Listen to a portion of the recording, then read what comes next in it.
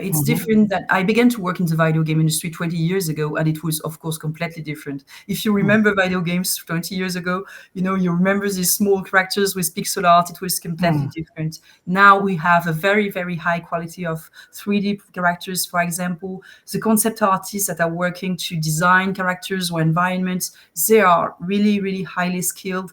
Characters really look, or can look, at least if you decide them to be like real people. It's really interesting to see how much this industry has evolved.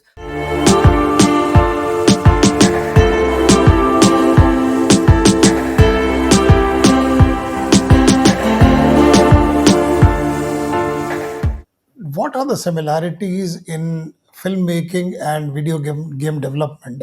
Because as individuals, as people who don't understand video game development, we see a lot of filmmaking going on in video game development.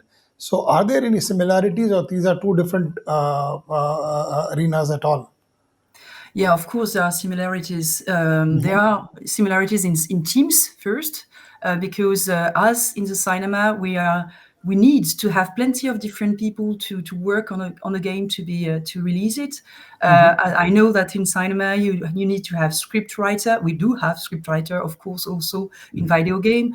You have actors, you have got directors. We have the same kind, of jobs too. Of course, it's a little specific to video game, probably that their day-to-day job is a little different, but in the end, we are also working this type of jobs. We also have, of course, different kind of people. For example, programmers that are, I'm not sure that they are very useful in movie development, but in video games, they are, of course, necessary.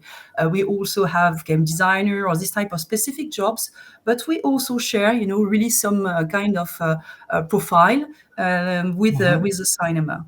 And also, what is important is that I think that towards the audience, in the end, there are plenty also of similarities. The audience is waiting for a unique experience, for a story in which they will be involved. And I think that we are sharing also on these points things with cinema. But of course, there are also differences on these points too, because most of the time, the cinema is offering a very linear experience. The author is projecting and giving his own vision of a story. And in video games, we have to allow the player to interact with the story, because the players need to be at the center of what is happening. He will be, choosing things. He will change things in the story. So the story has to adapt to his choices. But I know that, there are some recent creation in cinema that was also interactive. So there are probably more, more and more common points between cinema and video games today. When we come to video game production, what kind of skill sets, let's say animators, the people who light up scenes, people who design the 3D characters, or the image capturing or creating the backdrop plates, uh, what are the skill sets do you need in video game production? Well, as we discussed, it's At the plenty technical of level, different at the type technical of level, profile. Sorry? at the technical level. Well, we are waiting for, it's the people who are working in the video game industry. Most of them are very dedicated and passionate people, and their skill level is quite high today. It's different that I began to work in the video game industry 20 years ago, and it was, of course, completely different. If you remember video games 20 years ago, you remember these small characters with pixel art, it was completely different. Now we have a very, very high quality of 3D characters, for example. The concept artists that are working to design characters or environments, they are really, really highly skilled. Characters really look, or can look, at least if you decide them to be like real people. It's really interesting to see how much this industry has evolved. The animators, they can really create animations that will be completely flawless, and that's will be run in real time. This is also a difference, because I know that movie also is using, for example, 3D modeling to create some incrustation of monsters or this type of things. But the difference in between movies and video games there is that all what we are developing needs to be run in real time on the machines. So it can't be pre-programmed, or pre-calculated. So it really needs to be realistic, but with a, Mhm. lower polygons that will be able to be run on the machines. So it's little different skills. Um, it's most of the time we are not working with the same modelers or the same 3D artists than the movie industry because of that, because we need these specific skills to be able to render things in real time. But it's really some very high performing artists. The programmers also need to be very, very skilled because they need, to be able to develop some high level programs on different machines. Because there is a PS5, there is a X series, there are of course all the computers, and a game today to be successful needs to run on all these different machines. So Mhm. they need to be able to program on all these machines too. So it's these skills need are very high levels. We also are using some virtual FX, of course, sound design, and there are some specificities for each. I think for each job there are some common point probably with the movie industry, but also some specificities. As I told you, with the artist that needs to be skilled with real time.